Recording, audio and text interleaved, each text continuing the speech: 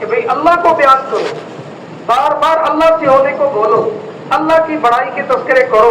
ایسا فرماتے تھے ابھی تو ہماری زبانوں پہ یہ باتیں نہیں آ رہی، تبلیغ والوں کی زبان پہ نہیں آ رہی یہ بات کہ کرنے والے اللہ ہے. لا الہ الا اللہ، اللہ سے ہوتا ہے، اللہ کے غیر سے ہرگز نہیں ہوتا. اللہ کے بڑائی کے بول بولنا، مخلوق کا چھوٹا ہونا بولنا، ابھی تو ہمارے تذکروں میں یہ بات نہیں آ رہی. عوام الناس تو بعد میں ہے جی. ایسا ایک دفعہ فرمان لگے تم ہزاروں دفعہ کہو گے نا زبان سے کہ اللہ سے ہوتا ہے، اللہ کے غیر سے نہیں ہوتا، ہزاروں دفعہ، پھر تمہارا دل ایک دفعہ کہے گا کہ ہاں اللہ سے ہوتا ہے، اللہ کے غیر سے نہیں ہوتا.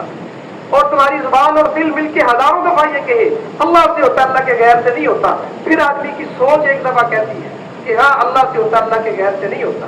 اور پھر زبان، دل اور دماغ تینوں مل کے کہیں کہ اللہ سے ہوتا ہے، اللہ کے غیر سے نہیں ہوتا. اور پھر آدمی کی روح ایک دفعہ کہتی ہے کہ ہاں اللہ سے ہوتا ہے، اللہ کے غیر سے نہیں ہوتا.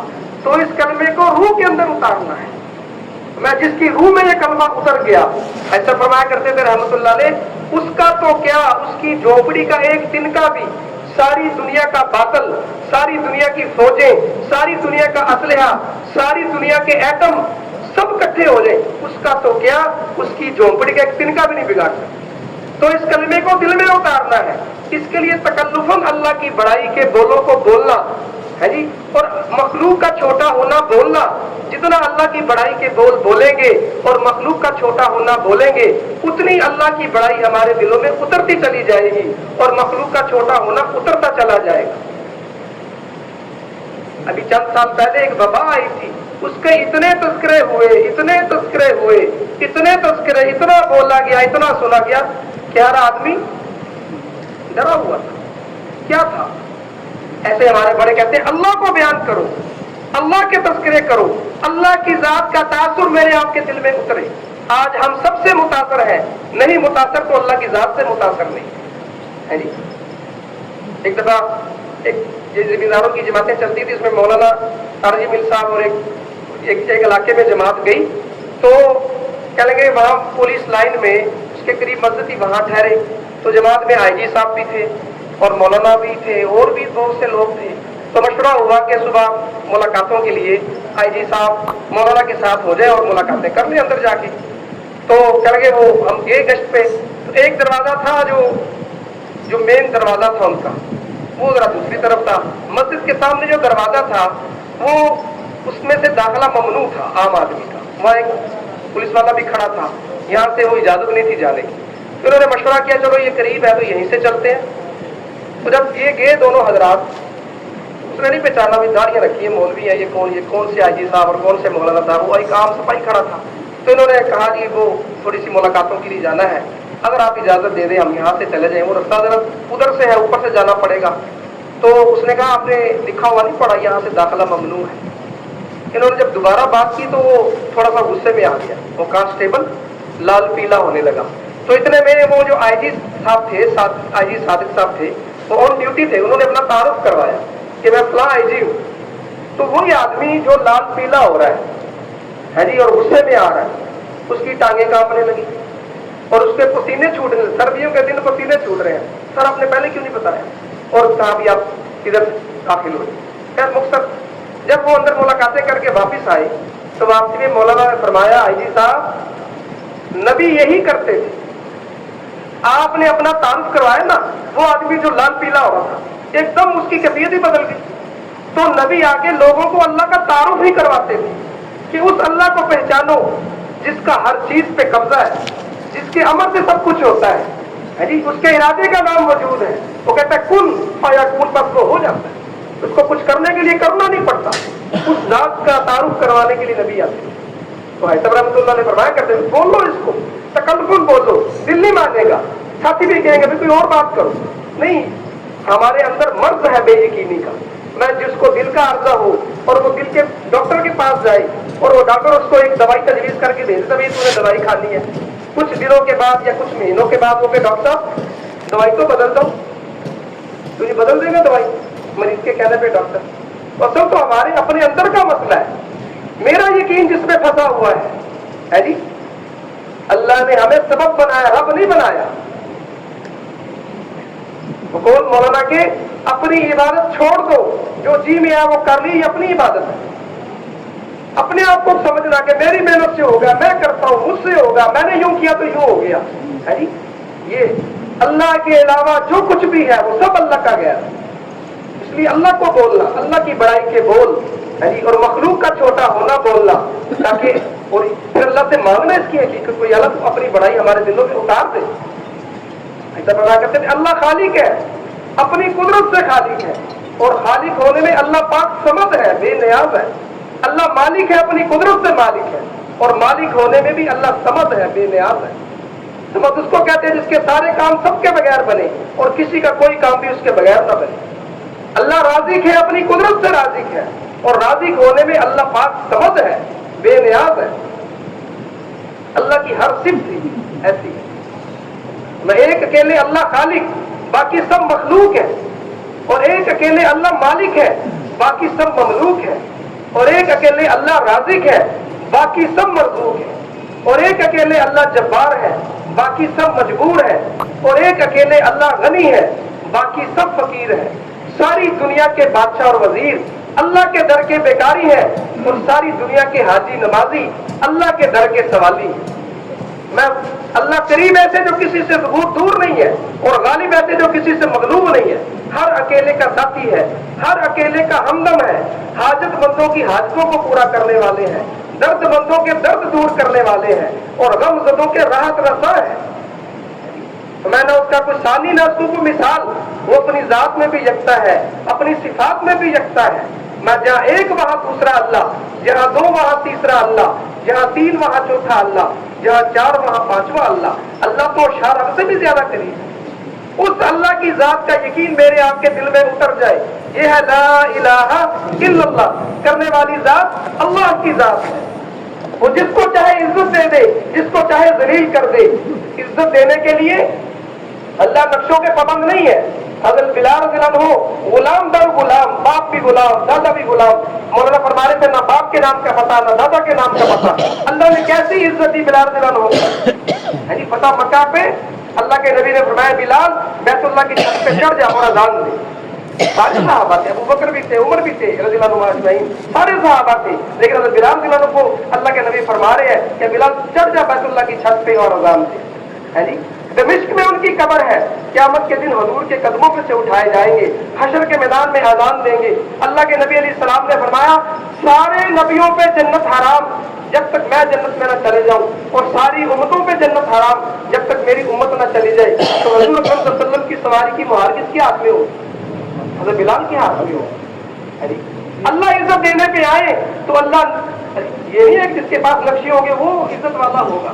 نقش اللہ فرماتے ہیں تو میں تمہاری شکلوں اور مالوں کو نہیں دیکھتا، میں تو تمہارے دلوں اور ایمان کو، تمہارے دلوں اور عملوں کو دیکھتا ہوں۔ اور اللہ پکڑنے پہ آئے اور ذلیل کرنے پہ آئے، ساری دنیا کا بادشاہ نمرود، خدائی کا دعویٰ کرنے والا اور سجدے کروانے والا، جب اللہ نے فیصلہ کیا اس کی ذلت کا، خود کہہ رہا مجھے جوتے لگاؤ، آنے والوں سے خود مطالبہ کرا مجھے جوتے لگاؤ، اور جوتے کھاتا کھاتا مر گیا، اور اللہ نے ایک چھوٹی سی مخلوق مچھر کو ذریعہ بنایا۔ اللہ جس کو ذلیل کرنا چاہے اللہ اس کے پابند نہیں ہے، اللہ اس کے نہیں ہے کہ پہلے اس کے نقشے چھینو، اس کو نقشوں سے خالی ہاتھ کرو پھر اس کو ذلیل کریں گے۔ اللہ کے ایسا معاملہ نہیں ہے، اللہ نقشوں میں رکھ کے ذلیل کر سکتے ہیں۔ عزت دینے پہ آئے بغیر نقشوں کی اللہ عزت دے دے، وہ اللہ ہے۔ کامیابی ناکامیاں اس کے ہاتھ میں ہیں، خوشیاں غمیاں اس کی طرف سے آتی ہیں، محبتیں اور نفرتیں اس کی طرف سے اتاری جاتی ہیں، امن کے حالات اور خوف کے حالات اور جنگ کے حالات یہ اللہ کی طرف سے اتارے جاتے ہیں۔ حضرت رحمۃ اللہ علیہ فرمایا کرتے تھے اللہ خالق ہے، اپنی قدرت سے خالق ہے، چیزوں کے بھی اور حالات کے بھی اللہ ہی خالق ہے۔ جو اس بات کا یقین کرے اور اس کو دل میں اتارے، اللہ اپنی قدرت سے اس کو پالتے ہیں۔ جیسے یوسف علیہ السلام کو کنویں میں پالا، مریم علیہ السلام کو بند کمرے میں پالا، ابراہیم علیہ السلام کو آگ میں پالا۔ چیزوں کے خالق بھی اللہ ہے، حالات کے خالق بھی اللہ ہے، یہ اس کو دل میں اتارنا ہے۔ یہ جتنے بھی حوال اللہ کی طرف سے آ رہے ہیں، عزتیں اللہ دیتے ہیں، ذلتیں اللہ کی طرف سے آتی ہیں، کامیابیاں ناکامیاں خوشیاں غمیاں اللہ کی طرف سے ہیں۔ اللہ اتنے بڑے کہ اللہ کی بڑائی کی کوئی حد نہیں ہے، اور مخلوق اتنی چھوٹی ہے کہ مخلوق کی چھوٹائی کی کوئی حد نہیں۔ اس لیے اللہ کی بڑائی کے بولوں کو بولنا اور مخلوق کا چھوٹا ہونا بھی بولنا، जितनी अल्लाह की बड़ाई बोलेंगे अल्लाह दिल में उतरेगा, और जितना मखलूक का छोटा होना बोलेंगे मखलूक की छोटाई भी दिल में उतरती चली जाएगी। अल्लाह की बड़ाई भी बोलनी है और मखलूक का छोटा होना भी बोलना है। बकौल बुजुर्गों के बाज़ मखलूक के अंदर भी बड़ाई के बोल बोले जाते हैं, बाज़ तारुफ के लिए मखलूक के अंदर भी बड़ाई के बोल बोले, वो तारुफ के लिए है। मखलूक का खालिक से कोई मुकाबला नहीं है, बनी हुई चीजों का बनाने वाले से क्या मुकाबला, मखलूक का खालिक से क्या मुकाबला। ऐसे उन्होंने मिसाल दी, ये बड़े वजीर हैं, ये छोटे वजीर हैं, ये बड़े डॉक्टर साहब हैं, ये छोटे डॉक्टर साहब हैं, ये बड़े जिम्मेदार हैं, छोटे जिम्मेदार हैं, ये बड़े भाई हैं, ये छोटे भाई हैं। ये तो पहचान के लिए, तारुफ के लिए है, मखलूक का खालिक से कोई मुकाबला नहीं। तो वाले के देखो, अगर एक कमरे में 4 छोटे चूहे हो और 4 बड़े चूहे हो, कहने तो यही आएगा ना, ये छोटे चूहे हैं, ये बड़े चूहे हैं। यूं ही बिल्ली का बच्चा आएगा और वो म्याऊं करेगा, क्यों जी, यहाँ छोटे चूहे भागेंगे, वहां बड़े भी भागेंगे कि नहीं भागेंगे, यहाँ छोटे भागेंगे, वहां बड़े भी भाग देंगे। और कुत्ता आएगा तो बिल्ली भाग जाएगी, और शेर आएगा तो कुत्ता भाग जाएगा। तो ये मखलूक की मखलूक से छुटाई। एक कमरे में 3 भाई बैठे हो तो कहने में तो यही आएगा, ये बड़े भाई साहब हैं, ये छोटे हैं, ये उससे छोटे हैं। और जो ही अब्बा जान आ जाएंगे तो चोरी फिर 3 ही छोटे हो गए ना, और दादाजी आ गए तो अब्बा जी भी छोटे है नहीं। तो ये मखलूक की मखलूक से छुटाई, ये बड़े वजीर हैं, ये छोटे वजीर हैं, ये बड़े सदर हैं, ये है नहीं। ये मखलूक का खालिक से कोई मुकाबला नहीं है। मैं ये तो अल्लाह की इच्छा जिस नक्शे वाला भी है, ये अल्लाह की एक मखलूक का मुकाबला नहीं कर सकते, जिनका तासुर आज हमारे दिलों में उतरा हुआ है कि इनसे होगा, फला आएगा तो फला ऐसे कर देगा, फला के आने से हालात बदल जाएंगे।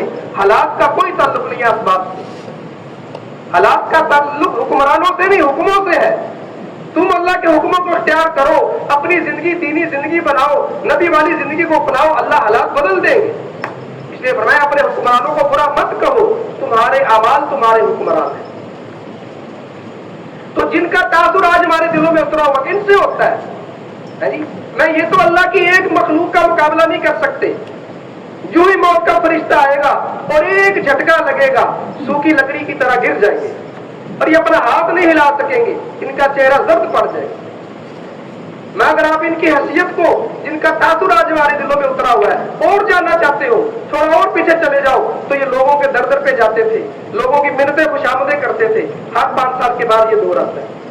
मैं ये मिन्नत खुशामद करना आसान काम है जी, किसी से किसी की मिन्नत करना, खुशामद करना, किसी के ये कोई आसान काम है?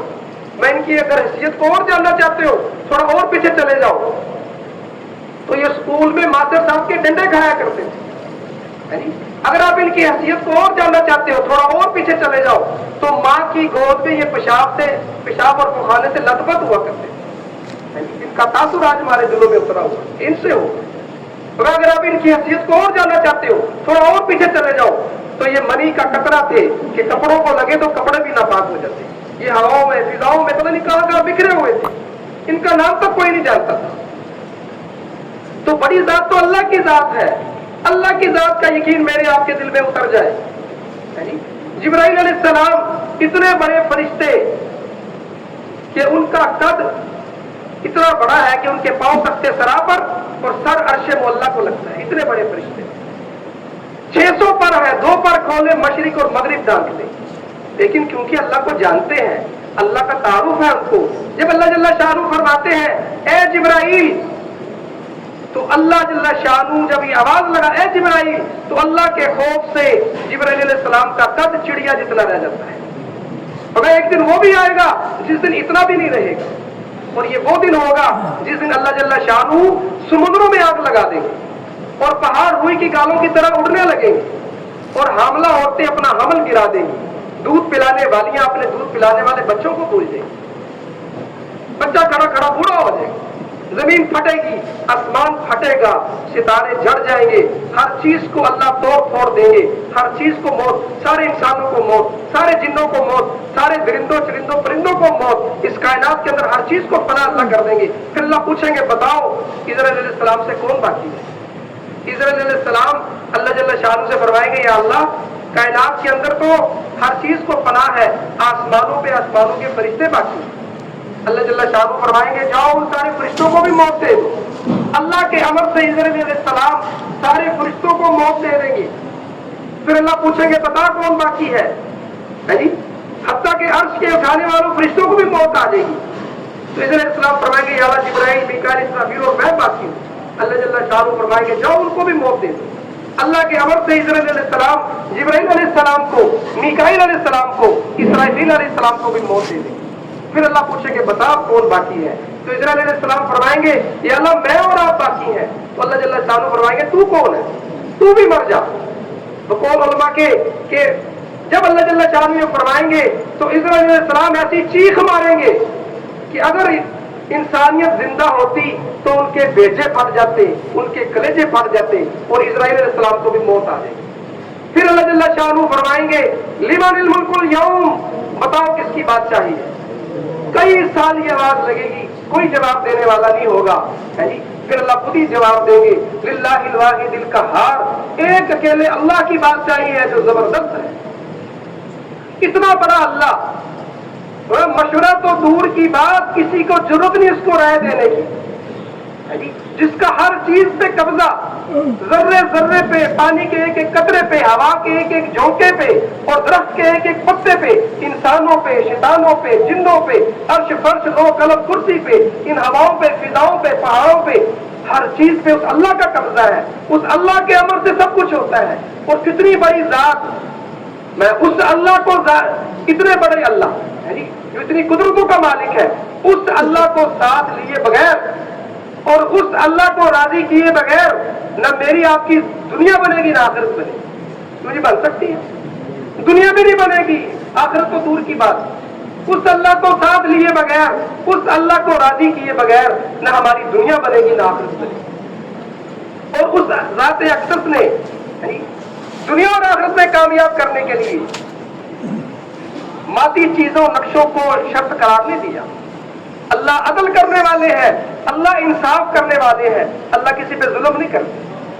اللہ نے ان مادی چیزوں، دنیا میں بکھری ہوئی نقشوں کو ان کی شرطیں نہیں لگائیں کہ جس کے پاس مال ہوگا وہ کامیاب، جس کے پاس مال نہیں ہوگا وہ ناکام، جس کے پاس عہدہ ہوگا وہ کامیاب، جس کے پاس عہدہ نہیں ہوگا وہ ناکام، جس کے پاس حکومتیں ہوں گی حکومتوں والے تو کامیاب اور جن کے پاس حکومتیں نہیں وہ ناکام. ان مادی نقشوں چیزوں کی شرط نہیں لگائی اللہ نے. اللہ نے کامیاب کرنے کے لیے، اپنی ذات سے فائدہ اٹھانے کے لیے حکم دیے اور ان حکموں کو پورا کرنے کے ذرائع انسان کے اعضاء جوارے ہیں، وہ اللہ نے سب کو برابر دی ہیں. وہ اللہ نے سب کو، بادشاہ کی بھی 2 آنکھیں ہیں اور ایک فقیر آدمی کی بھی 2 آنکھیں ہے. امیر آدمی بڑا مالدار ہے، اس کے بھی 2 ہاتھ ہیں، ایک فقیر آدمی اس کے بھی 2 ہاتھ ہیں. سب کو اللہ نے ایک دل دیا، 2 آنکھیں دی، 2 کان دیے، ایک ناک دیا، ایک منہ دیا، 2 ٹانگیں دی، 2 ہاتھ دیے. اور جس کو اللہ کتنے عدل کرنے والے ہیں، جس کو جو عضو نہیں دیا اس کے بارے میں حکم بھی نہیں دیا. پہلے تو سب کو برابر دیا اعضاء جوارے، پھر جس کو جس اعضاء جوارے میں کمی دی، کسی وجہ سے امتحان ہے، دنیا ازمائش کی جگہ ہے، تو اس عضو کے بارے میں حکم بھی نہیں دیے. جس کو ٹانگیں نہیں دی، ٹانگوں کے بارے میں نہیں پوچھا جائے گا. جس کو ہاتھ نہیں دیے، ہاتھوں کا سوال نہیں ہوگا. جس کو آنکھیں نہیں دی، اندھا کیا، آنکھوں کے بارے میں کوئی سوال نہیں. جس کو اللہ نے پاگل بنایا، اس پہ تو شریعت ہی نہیں ہے اس پہ شریعت؟ پاگل پہ شریعت ہے نہیں. جس کو جس عضو میں کمی دی اس کے بارے میں حکم بھی نہیں دی. جس کو مال نہیں دیا اس پہ حج فرض نہیں ہے، زکات نہیں ہے اس پہ، وہ تو مالدار پہ ہے. کیوں جی؟ اللہ بڑے عدل کرنے والے، انصاف کرنے، اللہ کسی پہ ظلم نہیں کرتے. اب جو مرد عورت بھی، چاہے وہ امریکہ کا رہنے والا ہو یا پاکستان کا رہنے والا، انڈیا کا رہنے والا ہو، چاہے جاپان کا رہنے والا، چاہے وہ چائنا کا رہنے والا ہو، چاہے مشرقی یورپ کا اور ساؤتھ امریکہ کا، جہاں کا بھی رہنے والا ہو، چاہے وہ مرد ہو یا عورت ہو، بوڑھا ہو یا بچہ ہو، امیر ہو یا غریب ہو، بادشاہ ہو یا فقیر ہو، مرد ہو یا عورت ہو، کالے رنگ والا ہو یا گورے رنگ والا ہو، چھوٹے قد والا ہو یا بڑے قد والا ہو، جو شخص بھی، مرد یا عورت، اللہ کی ذات پہ اعتماد کرتے ہوئے اللہ کے حکموں کا پابند بن کر چلے گا اور نبی علیہ السلام کے مخالف طریقوں کا پابند بن کر چلے گا، اللہ جل شانہ اپنی قدرت سے اس کو دنیا میں بھی کامیاب کریں گے اور آخرت میں بھی کامیاب کریں گے. نقشے ہوں گے تب بھی کریں گے، نقشے نہیں ہوں گے تب بھی کر دیں گے. نمرود اپنی حکومت کی وجہ سے ناکام نہیں ہوا، وہ تو اللہ کا مقابلہ کیا، نبی کا مقابلہ کیا. हुकूमत तो सुलेमान अलैहिस्सलाम के पास भी, वो तो कामयाब हुए, नबी थे। हुकूमतों में नाकामी नहीं है, अल्लाह की ना मानने में नाकामी है, माल में ना कामयाबी ना नाकामी। कारून अपने माल की वजह से नाकाम नहीं हुआ, वो तो अल्लाह की नाफरमानी करने की वजह से। माल तो अब्दुर्रहमान बिन औफ रज़ियल्लाहु अन्हु के पास भी था। ये मुझसे कह रहे थे इतना माल था, उनके इंतकाल के बाद जो उनकी जायदाद तकसीम हुई और वो सोने की ईंटें इतनी थी कि वो ईंटें काटते काटते कितनी आड़ियां टूट गई, है जी। कितना माल अल्लाह ने, अशरा मुबशरा में से है 10 वो सहाबा जिनको दुनिया में बशारत हुई। तो इससे ऐसा नहीं है कि जो कामयाब होना है तो गरीब को अमीर होना पड़ेगा और अमीर को गरीब होना पड़ेगा, बादशाह को फकीर बनना पड़ेगा, फकीर को बादशाह नहीं। जो जहां पे है, जिस नक्शे में है, वहां पे रहते हुए जिस मुल्क में भी है जी, अल्लाह की माने और हजूर अकरम सल्लल्लाहु वाले मुबारक अमाल इख्तियार करे, हजूर वाली मुबारक जिंदगी को इख्तियार करेगा, अल्लाह अपनी कुदरत से इसको कामयाब कर देगा। इस दुनिया में भी करेंगे और आखिरत में भी करेंगे। अल्लाह करे मेरे अंदर भी बात, मुझे भी ये बात समझ में आ जाए, है जी, मुझे भी ये बात समझ में आ जाए कि कामयाबी अल्लाह की मानने में है। एक बुजुर्ग कहने लगे जब मामला नीचे से खराब हो ना तो ये समझ लो कि तुम्हारा मामला ऊपर से खराब हुआ अल्लाह के साथ। जब मामला नीचे खराब होते हैं ना, चाहे इनफरादी तौर पे, इज्तिमाई तौर पे, तो वो कोई मसला ऊपर से गड़बड़ हुआ है, तुमसे कोई अल्लाह की नाफरमानी। और ऐसा रहमतुल्लाह अलैह फरमाया करते थे कभी भी हालात आने पे असबाब इख्तियार न करना, वो हालात की अल्लाह शक्लें बदलता जाएगा। असबाब इख्तियार करने से हालात खत्म नहीं होते कि भाई ये हाल आया, अब ये सबब इख्तियार करूंगा, ये हाल खत्म नहीं। उसकी शक्ल हो सकता है वक्ती तौर पे वो हाल खत्म हो, लेकिन उसकी शक्ल बदलेगी। हालात आने पे आमाल इख्तियार करना, अल्लाह की तरफ रुजू बढ़ाना, अल्लाह की तरफ आगोदारी और दुआएं। पता नहीं कौन सा अमल हो गया मुझसे ऐसा, या अल्लाह तो मुझे माफ कर दे। असबाब में ना लगना, हालात आने पे आमाल में लगना, क्योंकि अल्लाह के वादे हुक्मों के साथ है और अल्लाह की ताकत और कुदरत अपने वादों के साथ है। जब हम अल्लाह की मानेंगे, अल्लाह की मदद हमारे साथ हो। जैसे असर के बाद भी बात हुई कि हमारे असबाब और हैं, गैरों के असबाब और हैं। वो मौलाना कि हम तो तिजारत इसलिए नहीं करते कि माल लेना है, हम तो तिजारत का दीन जिंदा करने के लिए, इसमें जो अल्लाह के अहकामात है वो जिंदा हो, नबी वाला तरीका, इसलिए तिजारत कर रहे हैं। वो तो माल तो किस्मत में होगा, वो मिलेगा। हम ज़रात इसलिए थोड़ी कर रहे हैं हमें फल फूल सब्जियां मिलेंगी, वो तो मिलेंगी ही कि तिजारत ज़रात का दीन जिंदा हो, अल्लाह के अहकामात इसमें जिंदा हो, नबी वाले तरीके इसमें जिंदा हो। हम तो इसलिए कर रहे हैं, हम दुकानों पे और हुकूमतों में नक्शों में इसलिए जा रहे हैं कि इन नक्शों के अहकामात और नबी वाले तरीके हैं वो जिंदा हो नक्शों में। फिर तो कुफर अपने कुफर पर ठहर ही नहीं सकता। चंद सहाबी थे या ताबी थे, वो इंडोनेशिया में तिजारत की तशरीह अहकामात के मुताबिक, अल्लाह के हुक्म के मुताबिक, नबी की तरतीब के मुताबिक, नबी के सुन्नत तरीके के मुताबिक पूरा मुल्क इंडोनेशिया मुसलमान हो गया। वो तो फिर हमारी तिजारतों से भी लोगों की जिंदगियां बदलेंगी, हमारे मामलात से लोगों की जिंदगियां बदलेंगी। तबलीग अपने अंदर तब्दीली का नाम है, तबलीग तो अपने अंदर तब्दीली का नाम है। तो इसलिए अल्लाह की इताअत और फरमाबरदारी में आना, हर आदमी अपनी जात के एतबार से, मैं अल्लाह के कितने हुक्म पूरे कर रहा हूं, मेरी जिंदगी में कितना दीन है। वो तो ईमान के बकदर आदमी अमल पे खड़ा होगा। और बकौल मौलाना के आदमी दीन पे चलता रहता है जब तक टकराव ना आए नक्शों का, जब तक हालात मुवाफक है, टकराव नहीं है तो बंदा चलता है। जो ही टकराव आया कौम वालों से, घर वालों से, कोई नक्शे वालों से, कभी कुर्सी जाएगी है जी, अभी मेरा औहदा चले जाएगा, अभी सलामत, तो फिर पता चलेगा ये क्या करता है। और इसमिल साहब रहमतुल्लाह ने एक दफा किस्सा सुनाया, कह लेंगे बलोचिस्तान का कोई वजीर था, कुछ वक्त तबलीग में लगा था उसका, तो उसके पास कुछ लोग के रकम बैग के अंदर डाल के, बैग रकम से भरा हुआ बैग था और बंदूक भी साथ थी और कुछ फाइल किए, उसका मसला था उनसे साइन करवाने थे, वो गलत यानी वो कागजात पे झूठे यानी दस्तखत करवा के वो करना था, इस तरह का वो मामला था। अल्लाह के बीच बात फरमाई, मौलाना ने फरमाया। तो जब वो गए तो अपने ऑफिस में थे, तो उन्होंने वो फाइल खोल के रखी, भाई इस पे दस्तखत करो, और ब्रीफकेस खोला, उसमें नोट भरे हुए, तो ये नोट आप, ये ब्रीफकेस आपका, और अगर आप दस्तखत नहीं करेंगे, मामला पहले से चल रहा था, वो इनकार कर रहे थे, फिर उन्होंने ये रुख इख्तियार किया, तो इस बंदूक में 6 गोलियां हैं, तो आपके सीने में गाड़ देंगे। انہوں نے کہا اچھا ٹھیک ہے، پہلے مجھے میں تم سے کچھ سوال کرنا تھا، اس کا جواب کہ اگر میں اس پہ دستخط کر دیتا ہوں اور یہ نوٹوں سے بڑا بریف کیس لے لیتا ہوں اور اگر میری موت آ گئی تو پھر؟ میں نے کہا ظاہر ہے پھر رشوت دینے والا لینے والا جہنمی ہے، جہنم میں جاؤ گے، وہ خود کہہ رہے ہیں۔ اور کہا اگر میں یہ نہیں لیتا، کہتا اٹھاؤ بھی اپنا بیگ، نہیں میں کرتا دستخط، پھر تم کیا کرو گے؟ 6 گولی مارو گے نا مجھے میرے سینے میں، میں مر جاؤں گا، یہی ہوگا نا، تو پھر میں کدھر جاؤں گا؟ تو پھر ظاہر ہے میں شہادت کی مولا جنت میں جاؤں گی۔ تو اٹھاؤ پھر یہ بیگ اٹھاؤ، یہ پکڑو اپنی فائل اور اتارو میرے سینے میں گولی۔ کہتے انہوں نے صندوق بند کیا، فائل اٹھائی بات، وہ تو اندر کا یقین۔ اللہ کے نبی فرما رہے ہیں کہ مسلمان مومن جھوٹ نہیں بولے گا، مومن کسی کو دھوکہ نہیں دے سکتا، سارے عمل اس سے ہو سکتے ہیں۔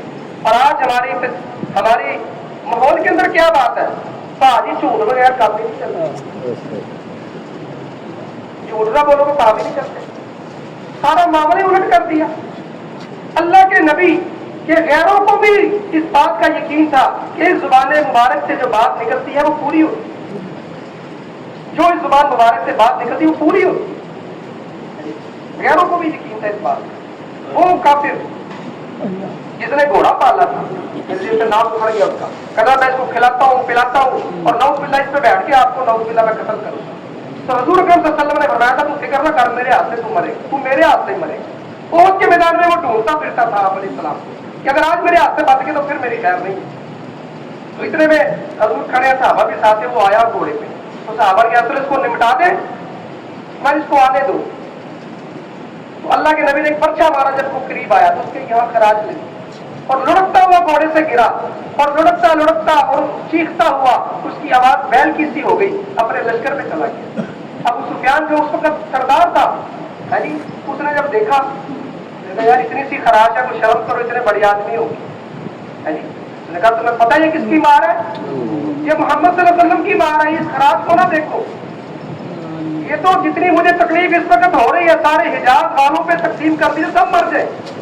وہ کافر یہ کہہ رہا ہے کہ مجھے حضور نے کہا تھا کہ تم میرے ہاتھوں سے مرے گی، مجھے اسی طرح یقین ہو گیا تھا کہ ان کے ہاتھوں سے میں قتل ہوں۔ خدا کی قسم اس کہنے کے بعد اگر حضور مجھ پہ تھوک بھی دیتے تو میں مر جاتا، یہ تو پرچہ مارا ہے انہوں نے، یہ تو کافر کا بھی یقین تھا۔ آج مسلمان کو کیا ہو گیا؟ آج مسلمان ہی رکاوٹ ہے غیر مسلم کے اسلام میں آنے کے لیے۔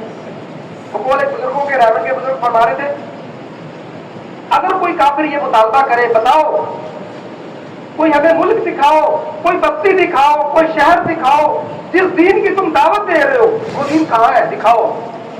ہمارے پاس کوئی ہے پوری دنیا، پورے دنیا کے اندر کوئی ایسا ملک، کوئی ایسا خطہ، کوئی ایسی بستی، کوئی ایسا شہر جہاں پہ ہم کہیں 100% دین آگے دیکھ لو؟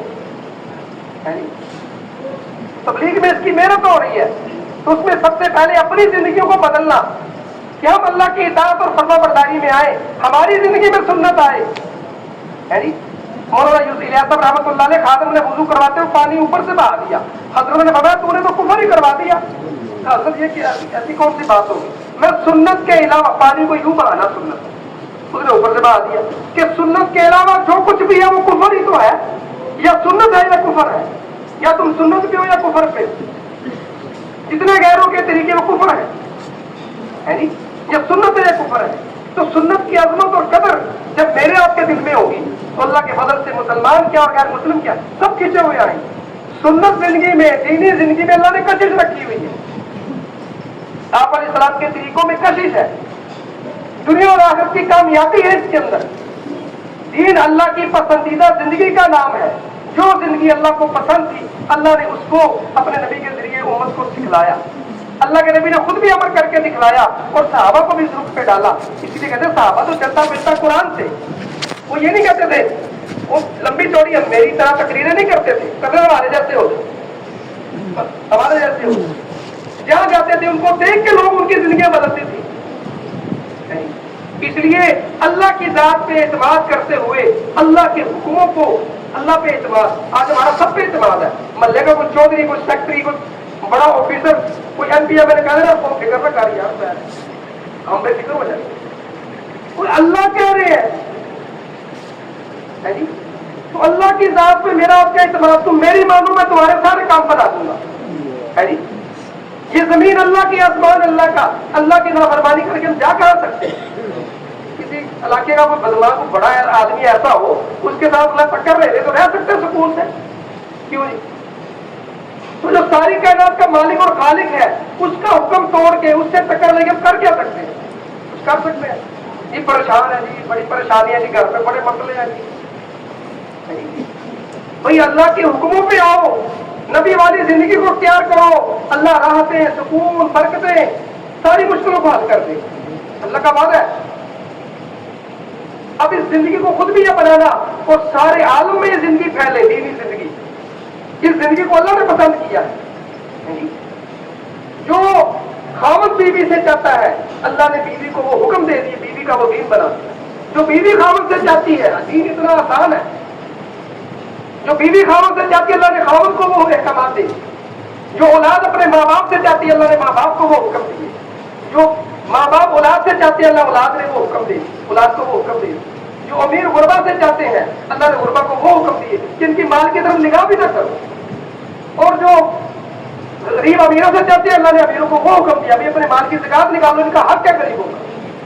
دین تو آسان ہے، دوسروں کے حقوق ادا کرو، ہے جی؟ آج سارا مسئلہ ہی ہے، ہر بندہ کہتا ہے میرا حق دو، میرا حق دو، دینے والا کوئی نہیں، لینے والے سب ہیں۔ اور ابراہیم صاحب دعوت پر قسم فرما رہے تھے اللہ نے دنیا کو حقوق ادا کرنے کی جگہ بنایا ہے، اس میں اللہ کے حقوق بھی ہیں، نبی کے حقوق بھی ہیں اور بندوں کے حقوق بھی ہیں۔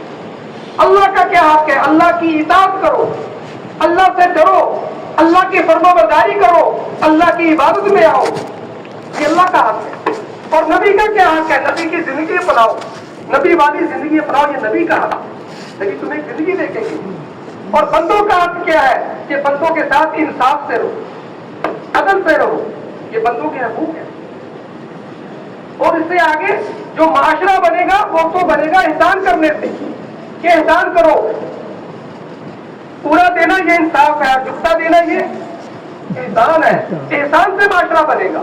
اور صحابہ کا معاشرہ اللہ کے نبی کی صحبت سے، اور اللہ کے نبی نے تربیت ایسی فرمائی تھی کہ وہ احسان سے بنا، کہ اپنی ضرورت ہے اس کو قربان کر رہے ہیں، دوسرے کی ضرورت کو پورا کر، خود پیاسے ہے، اپنا بھائی پیاسا ہے، خود پیاسا ہے، مر رہا ہے، پہلے اس کو پلا دو، پہلے اس کو پلا دو، تینوں مر گئے، شہید ہو گئے، لیکن دوسرے کو ترجیح دی۔ ایک سری بکرے کی چکر لگا کے آئی، ایک کسی صحابی کے 7 گھروں میں چکر لگا کے واپس اسی گھر میں آ گئی، یہ احسان تھا۔ تو دینی زندگی کو اپنانا، اس میں میری آپ کی کامیابی ہے، اس سے دنیا بھی بنے گی، آخرت بھی بنے گی، اللہ سارے مسائل کو حل کر دے گا۔ ورنہ اللہ پاک اپنے بندوں کو آزماتے ہیں حالات پیش کر، اور بقول ہمارے بزرگوں کے امتحان، اسکول کے بچوں کا امتحان کیوں لیا جاتا ہے؟ دوسری کلاس والا تیسری میں چلا جائے، اور تیسری والا چوتھی میں چلا جائے، اور چوتھی والا پانچویں میں، پانچویں والا چھٹی میں۔ تو اسکول والے امتحان اس لیے تھوڑی دیتے ہیں کہ پانچویں والے کو چوتھی میں کرنا اور چوتھی والے کو پیچھے کرنا تیسری، اس لیے تھوڑی امتحان ہوتے ہیں۔ اور والے کہ دیکھو اللہ حال بیچتے ہیں اپنے قریب کرنے کے لیے، لیکن ہم حال میں بے حال ہو جاتے ہیں کہ اس میں اللہ کیا چاہتا ہے، اور نبی علیہ السلام نے اس چاہت کو کیسا پورا کیا۔ اگر وہ کر لیا تو یہ اللہ کی قرب کی سیڑھی ہے، یہ حالات اللہ کی قرب کی سیڑھی ہے، تو اللہ کے قریبوں میں چلے جائیں، لیکن بقول ان بزرگوں کے ہم حال میں بے حال ہو جاتے ہیں، پھر اپنی عقل کے گھوڑے دوڑاتے ہیں اور روایتی طریقوں کو اختیار کرتے ہیں، کوئی فلاں نے یہ کیا تھا اور فلاں نے ایسے کیا، میں بھی ایسے کرتا ہوں۔ اللہ کے حکم کو نہیں دیکھتے، نبی کی زندگی، نبی کا طریقہ نہیں دیکھتے، اس میں اور زیادہ بندہ پھنستا چلا جاتا ہے۔ انہوں نے مثال دی، کہنے کہ بندے پہ حال آیا، اس کو نقصان ہو گیا، اس کی دکان میں ہے جی، کاروبار میں نقصان ہو گیا، اب وہ پریشان ہے، میں کیا کروں؟ اب سوچ رہا ہے، اپنی عقل کے گھوڑے دوڑا رہا ہے، اور روایتی طریقے، یار قرض لے لو، اب قرض تو ویسے کوئی دیتا نہیں، چلو سود پہ لے لو، سب لیتے ہیں، میں لے لوں تو کیا ہو، اور سارے لیتے ہیں، میں لوں گا دیکھو آخر آئے گی، یہی ہے نا رواج میں، پھر کیا ہوگا، لوگ کرتے میں بھی کر لوں۔ اس نے قرض لیا سود پہ، اب وہ جو کیونکہ اس کی رات کم تھی تو وہ اتنا مال نہیں لا سکتا تھا, آمدنی کم اور خرچ زیادہ, پریشان تھا. تو اس نے بجائے اللہ کا حکم دیکھتا مجھ سے کون سا ٹوٹا ہے, کون سی میرے سے نافرمانی ہوئی کہ مجھ پہ یہ حال آیا, اللہ کی طرف رجوع کرتا, اللہ کی طرف آگے بڑھتا, اللہ سے توبہ استغفار کرتا. نبی علیہ السلام نے کیا فرمایا, اپنے بیماروں کا علاج صدقے سے کرو, اپنے مالوں کی حفاظت. یہ اللہ کے نبی نے نسخے بتلائے ہیں ہمیں, اور ہمیں اپنے بیماروں کا علاج صدقے سے علاج یقینی ہے, دوائیوں سے یقینی نہیں ہے. اللہ چاہے شفا دے دے. ایک ہی ڈاکٹر سے ایک ہی مرض میں مبتلا آدمی, کچھ مر رہے ہیں, کچھ صحت یاب ہو رہے ہیں, لیکن کچھ کی بیماری اور بڑھ رہی ہے, اور ڈاکٹروں نے بھی لکھ کے لگایا ہوتا ہے کہ شفا دینے والا کون ہے, وہ بھی لکھ کے لگاتے ہیں. کہتے ہیں جی ایک دوا ایک جگہ نا ڈاکٹر کے پاس ایک مریض گیا, انہوں نے کہا جی ڈاکٹر صاحب آج نہیں آئے, ان کی طبیعت ٹھیک نہیں ہے. ڈاکٹر صاحب بیمار ہے, ڈاکٹر مر بھی جاتے ہیں, بیمار نہیں ہو ڈاکٹر. تو اللہ کے نبی نے کیا کہا, صدقے کا علاج, بیماروں کا علاج کس سے کرو, صدقے. اب میں اس میں کتنا ہوں. مولانا عبد الرحمان صاحب رحمۃ اللہ علیہ فرمانے لگے کہ ہمارا ایک دوست تھا, جاننے والا تھا, اس کا بیٹا ریوڑ میں پڑھتا تھا, عالم بن رہا تھا, اور وہ کسی علاقے کے ذمہ دار ساتھیوں میں سے, اور ان پہ کوئی بیماری آ گئی ہے جی. اب وہ جناب ڈاکٹروں کو دکھا رہے ہیں ہاسپٹلوں میں, کبھی ادھر کبھی ادھر, پنڈی میں اور جناب لاہور کے اندر اور کراچی میں, جہاں جہاں بھی ان کا زور لگا. باقی ڈاکٹروں نے کہا جی بس اب آپ ان کو لے جائیں, بھائی ان کی خدمت ہی کریں آپ, بھائی اپنے جیسے ڈاکٹر کہتے ہیں پھر ساڑھے لو جواب دو. تو انہوں نے اپنے اس بیٹے کو جو ریوڑ میں پڑھ رہا تھا فون کیا کہ بھائی ابا کی طبیعت ٹھیک نہیں ہے, کسی وقت بھی معاملہ ہو سکتا ہے, تو تم چھٹی لے کے آ جا. تو مولا فرما لگے کہ وہ مشورے سے اس کو چھٹی دی ایک ہفتے کی, ٹھیک ہے تو آخری ایام ہے, ابا کی خدمت کر لیں. یہ حق ہے والدین کا کہ اولاد خدمت کرے. کہنے لگے وہ بچہ گیا, 7 دن گزر گئے, ابا کی طبیعت ویسی کی ویسی. اب ذرا سا چھٹی 7 دن کی تھی, واپس آ گئی. دن گزرتے گئے, ان کی صحت, بیماری صحت میں بدلتی چلی گئی, اب تک کہ وہ ٹھیک ہو گئی. کہنے لگے ہم اجتماع پہ گئے, وہاں پہ خدمت کے کام ہو رہے تھے, تو یہ آدمی کیونکہ ذمہ داروں میں سے تھے تو بھاگ بھاگ کے سارے کام کرنا کروانا. تو مولا فرمایا میں نے اس کو بلا بھی, ادھر آؤ بھائی ہمیں تو یہ خبر سنی تھی, تو بھائی مر رہا ہے جی, اور اب تو بھاگ بھاگ کے, تو کیا ہوا کیا. اس نے کہا جی وہ تو ایسا ہی ہے, یہ بات آپ جو سنی آپ نے ایسی تھی. میں نے نبی علیہ السلام کی بات پہ, جو اللہ کے نبی کی بات ہے کہ جو صدقہ دے اپنے بیمار کو صدقے سے کرو, تو میں نے, یہ بڑی پرانی بات ہے, کچھ 20-25 سال پہلے کی, مولانا نے ممبر سے بیان, میں نے 2 لاکھ روپیہ صدقہ دیا. یار مرنا تو ہے ہی, نبی کی گل سے پوری کری, 2 لاکھ صدقہ دیے. وہ دوائیاں جو اثر نہیں کر رہی, اب وہی دوائیاں اثر کر رہی. مولانا ابراہیم صاحب اجتماع پہ فرما رہے تھے, دوائی کو درد کی جگہ پہ اللہ پہنچاتا ہے. اللہ نہیں چاہے گا کھاتے تو نہیں پہنچے گی, درد ختم نہیں ہو, بیماری نہیں ٹھیک ہو. تو صدقے سے علاج یقینی ہے. اپنے مالوں کی حفاظت زکات ادا کرنے سے کرو. اللہ کے نبی نے کہا, ہمیں کتنا یقین ہے. گاٹوں سے حفاظت یقینی نہیں ہے. کتنی دفعہ ایسے ہوا ہے, اپنے گارڈ نہیں, جو گارڈ تھا, جو جس کو حفاظت کے لیے رکھا تھا, اسی نے جناب کام لگا دیا ہے نہیں, کتنے کس سے. تو مالوں کی حفاظت زکات ادا کرنے سے, اور بلاؤں, جو بات میں کرنا چاہ رہا تھا, اور بلاؤں اور آفتوں کا استقبال دعاؤں سے کرو. یہ پریشانی آئیں گی, بلائیں آئیں گی آپ سے, تو کرنا کیا ہے, اب سامنے لگنا ہے نہیں, اپنی عقل کے گھوڑے نہیں چلانے, دعائیں کرو, اللہ سے معافی مانگو. تو اس نے قرض لے لیا ہے جی. اب اس نے جب قرض لیا, دکان میں مال ڈالا جی, بہرے بہرے ہو گئی, اب بکری بڑھ گئی, خرچہ کم ہے, اب بھی بڑا خوش. کوئی اگر لو جی, کون کہتا کام نہیں بنتی, میں سے اپنی عقل بھی لڑائی, روایتی طریقے اختیار کیے, میرا کام تو ہو گیا. تو پریشانی کیا کہتی ہے, میں تو شکل بدل کے آ رہی ہوں. اللہ کی شان, اللہ سب کی حفاظت فرمائے. اس پہ مقدمہ ہو گیا, کسی وجہ سے کوئی ایسا معاملہ ہوگا کہ مقدمہ چل پڑا. اب ایک پریشانی ختم, دوسری شروع. اب پھر یہ سوچ رہا بھی کیا کرے, اس سے مشورہ کر, اس سے مشورہ کر, اس سے مشورہ کر. کوئی فلاں وکیل جو بڑا, وہ تو جو کیس لیتا ہے نا, وہ تو آتا ہی نہیں ہے جی. اب جناب تھوڑے پیسے زیادہ, وہ سارا مشورہ کر کے پھر وکیل کر لیا. اب کیس چل رہا ہے, کیس لڑ رہے ہیں, کر رہے ہیں, اللہ کی طرف رجوع نہیں بڑھ رہا. اب وہ سمجھ رہے میں اپنی پریشانیاں ختم کر رہا ہوں. اب اللہ کی شان, وہ کیس بھی اس کے حق میں ہو گیا, کیس بھی اس کے حق میں ہو. اب یہ جناب مٹھائیاں تقسیم کر رہا ہے جی دیکھو جی اللہ نے مہربانی کر دی جناب کیس ہمارے حق میں مٹھائیاں بانٹ رہا ہے اور ایک ٹوکرا مٹھائی کا گھر لے کے گیا بیگم صاحبہ وہ تو کیس آج ہمارے حق میں ہو گیا اس نے کہا تو مٹھائیاں بانٹ رہا ہے اپنے گھر کی خبر تو لے تیرا بیٹا تیسری منزل سے گرا اس کی ٹانگیں ٹوٹ گئی ہاسپٹل میں پڑا ہے جی تو مٹھائیاں تقسیم کر رہا ہے